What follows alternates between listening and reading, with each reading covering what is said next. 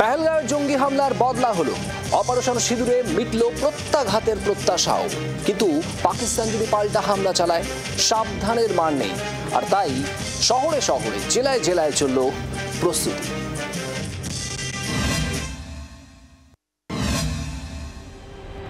পেহেলগাঁওয়ে পাক মদতপুষ্ট সন্ত্রাসবাদীদের গুলিতে ২৬ জন নিরীহ পর্যটকের মৃত্যুর পর থেকেই বদলার আগুনে ফুঁসছিল দেশ। কবে পাকিস্তানকে সমুচিত জবাব দেয় ভারতীয় সেনা, সেই প্রশ্ন মনের মধ্যে পুষে রেখে প্রহর গুনছিল দেশবাসী। আপাতত দেশবাসীর প্রত্যাশা পূরণ হয়েছে। পাক ভূম থেকে সন্ত্রাসবাদের শিকড় উপড়ে ফেলতে অপারেশন সিঁদুরে যোগ্য জবাব দিয়েছে ভারতীয় সেনা। ধুলোয় মিশে গিয়েছে ৯ জঙ্গি ঘাঁটি। কিন্তু যদি ফের হামলা চালায় নির্লজ্জ পাকিস্তান, যদি বাঁধে যুদ্ধ, কিভাবে আত্মরক্ষা তখন? কথায় বলে সাবধানের মার নেই। আর তাই পূর্ব পরিকল্পনা মাফিক সারা দেশের সঙ্গে রাজ্যের বিভিন্ন স্কুলেও চলল মক ড্রিল। কেন্দ্রীয় নির্দেশিকা মেনে মক ড্রিল অনুশীলন করল দক্ষিণ কলকাতার নামজাদা স্কুল ফিউচার ফাউন্ডেশন। আপৎকালীন অবস্থায় কিভাবে নিজেদের নিরাপদ রাখবে পড়ুয়ারা, চলল তার মহড়া। দক্ষিণ কলকাতার টালিগঞ্জের রানীকুঠি এলাকার ফিউচার ফাউন্ডেশন স্কুলে এই সমস্ত পড়ুয়াকে নিয়ে আজ হয়ে গেল মক ড্রিল।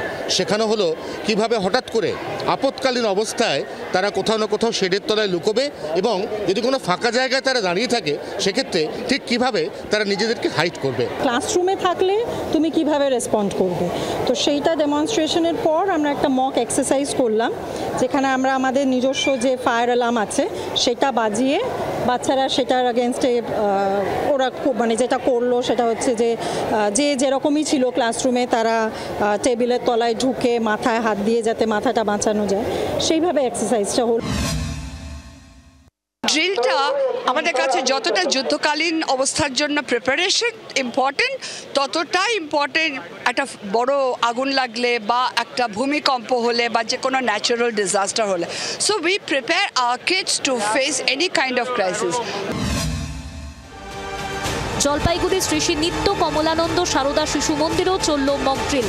বিমান হানার সাইরেন বাজলে কিভাবে নিজেদের রক্ষা, হাতে কলমে পড়ুয়াদের প্রশিক্ষণ দেওয়া হলো।